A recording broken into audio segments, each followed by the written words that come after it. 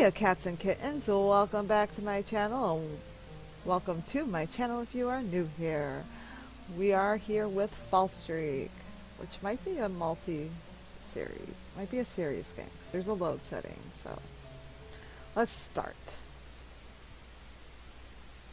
Ooh, pretty. I like the house. Columns, 2 floors.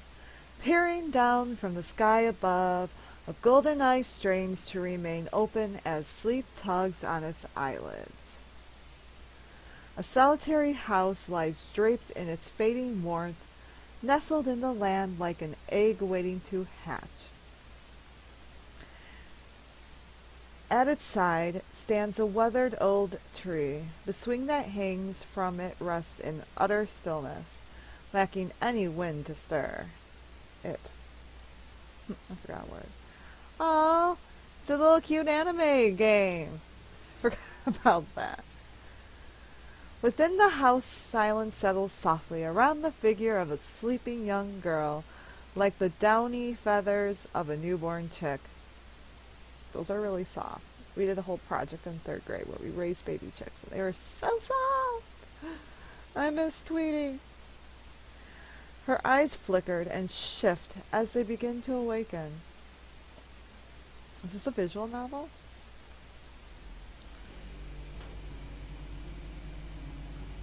The first breath of awakening escapes my lips as the world fades into a view like after a dream. A ceiling different from the one that belonged to my bedroom could be seen, dappled in golden light. I see. Upon falling asleep, I had returned to this place, a timeless realm that existed somewhere between the waking world and the world of dreams, a place where one never went hungry and the sun never moved from its spot in the sky. Once again, I was back at that place. Said Adelise. Though time wasn't an issue in the golden dream, sitting around became unbearable rather quickly. Adelise, let's go outside. The vivid golden light of an eternal sunset fills my vision as I exit the house. With no particular destination in mind, I start moving my legs towards the horizon. Eventually, the house behind me shrinks to but a tiny dot in the distance. But even then, green grass is the only thing that stretches out before me. I had done this many times already, so I knew. The golden dream was a wrapping world. No matter what direction you went, if you continued in a if you continued in a straight line, you always ended up back at the house. Isolated and closed off, it wasn't wrong to think of the golden dream as a prison. But if so, the waking world of Sokotrin was just as much of a prison. Adelise, it's gonna be a hassle to walk a full loop back around to the house. And you're here. A presence appeared at my side during my aimless wandering, though calling it a presence was a bit of a stretch, seeing as how I couldn't see, hear, or touch it. How then did I know it was here? Well, let's just say there are a lot of things that don't make sense in this place. Good evening, Tubby. Tubby, a childish name I had given the immaterial being a long time upon noticing it for the first time, since Tubby didn't exactly have much work with in terms of characteristics. I had never been able to come up with a better name. Oh, well, you like the name Tubby, don't you? Though Tubby appeared at my side during my stays in the Golden Dream every now and then, it was hard to say it offered much in the form of company. Though there are things I can only do when you're around. Lowering myself to the grass, I start to visualize a bicycle in my head. I try conceptualizing every aspect of the bike that I can, from its metal frame to its air-filled tires. I even go the extra mile and imagine a cute little bell perched on the handlebars. Concentrating deeply, I shut my eyes. With a slow inhale, I bring my contemplation on the image to a peak. Exhale.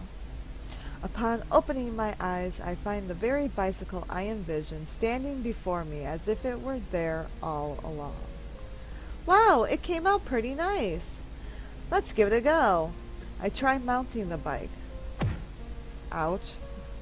But the poor contraption immediately falls apart under my weight, sending me plummeting to the ground with heroic faceplant. Ow!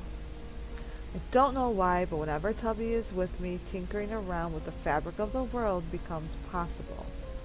There are limits to what I can do, though. Anything I try to instantiate possesses complete fidelity to my vision, so complications arise if I don't truly understand what I'm trying to conceive. Though I understand the general theory behind how a bike works, when you get down to the nitty-gritties, it's a complex machine that requires many parts to work together in harmony to perform its function. Oh well, not planning on being a bicycle mechanic when I grow up anyways. Disheartened, I detach the bell from the broken-down bike and give it a ring as I resume my journey on foot. But it only creates a dull, pitiable sound like the clapping wood before crumbling to dust in my hand. Well, looks like we can cross building bells off our list of ambitious dreams as well. Oh, we're back at the house. Upon returning to the house, I stop and ponder the motionless swing under the tree. Several hours had probably already passed, not that it really mattered. Before I knew it, the tree was creaking and growing overhead like a grandpa cajoled into giving a kid a piggyback ride. As I sway through the air, my thoughts stray onto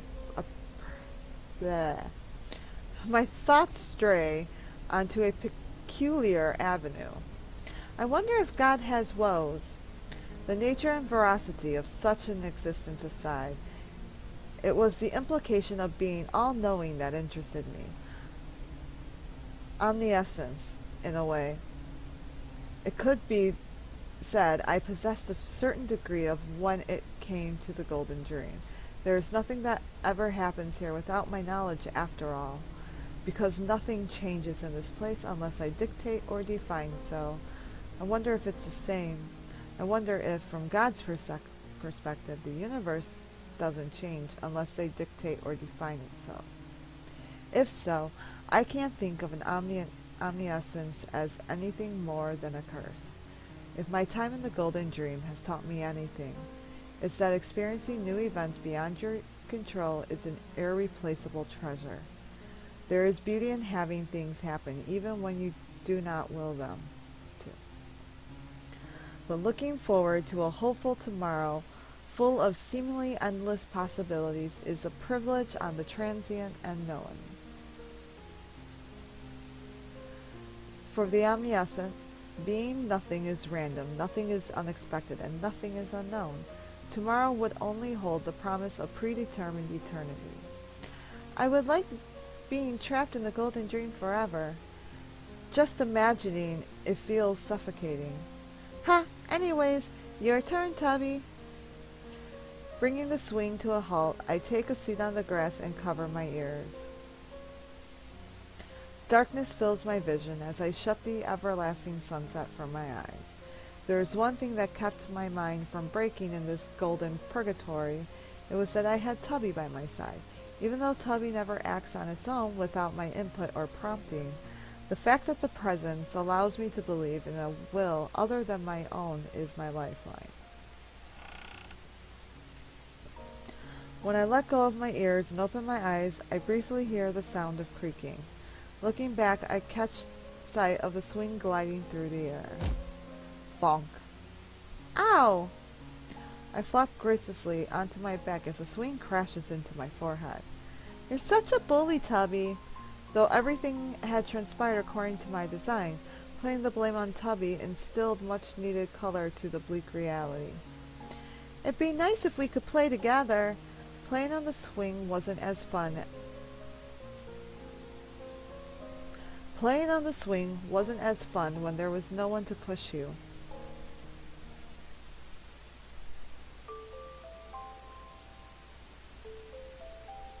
It's pretty. Really like the art style. Like, if I could, I'd totally have a room that had stuff like this. Like hanging planets, ceiling, lights. Something that's kind of like spacey, galaxy theme. I always end up finding myself here, don't I? My cradle, my cage. The celestial library. That was the name I had given to the sprawling room painted over with stars. Space was disordered in several rooms in the Golden Dream, but it was only here that it felt like the heavens itself were spreading out before you. What should I read today? Books that couldn't be found in the waking world, and books that spoke of a universe beyond the Soko tree's closed realm. There was nothing in this garden of knowledge I had left unread. But it wasn't like I had anything else to do. Picking out a book at random, and I settled down on a comfy alcove on the second floor. I think it's alcove, not a clove. Go ahead and read too, Tubby. I shut my eyes for a bit as I addressed Tubby. When I reopened them, an open book can be seen lying on the floor by my side. Now what do we have here? None of the books in the Celestial Library had an author or a title, but all it took was a quick glance at the first sentence for me to discern the book's contents. It's been a long time since I've read this one, or perhaps it hasn't been that long at all. A world of only one. It was a story about such a world. As if the reflecting heart of the soul reader, it was a thing that many books in the library shared. Now then, take me away once more. Let me slip and fall between the pages, the lines. If only for a moment I shall dream. Ooh, we're going to read the book. I'm going to save here, and we'll put the book in a separate episode. So pretty.